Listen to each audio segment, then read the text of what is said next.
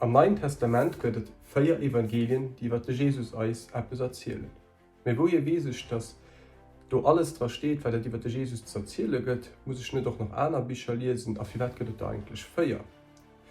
Also für dich gëtt doch noch aner Bücher, die de Jesus erzählen, a vielleicht auch interessant sind. Wie Gott das enger Weise entscheet, dass es die 4 sind, die hier seht, die a Gottes Wort herkommen, die wirklich wörer sind, wo nëmme wörisch dra steht. Mit stimmt natürlich, et keif theoretisch méi zu erzählen gin iwwer de Jesus. Dat seht so die Bibel am Neuen Testament op Plötzlicher Jean Kapitel 21 Vers 25 steht, auch sos gëtt noch viel, wat Jesus gemacht huet. Wann der dawer alles geif opgeschrieben gin, so mengenech kennt Welt all die Bücher, die miste geschrieben gin net fassen. Ich werd hun se dann dat opgeschrieben, wat ze opgeschrieben hun.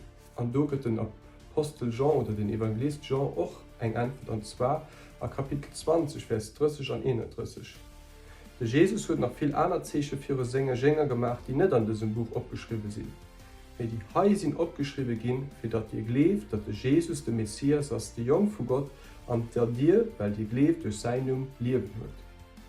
Ziel von den 4 Evangelisten ist, dass sie aus verschiedenen Perspektiven gesagt, dass der Jesus so wichtige Sachen gemacht hat und dadurch versteht, dass der Jesus der Jung von Gott ist und dass man ihn darunter lebt, dass er ein ewig Leben kriegt, eine neue Beziehung mit Gott, ein Leben, das mehr wert hat wie dafür. Ich kann dir mehr über Jesus erzählen, wie Gott hat das in einer Weise entschieden, dass das, was man muss wissen als Mensch, viel zu verstehen, wen der Jesus ist. Der Jung von Gott, Jesus Christus.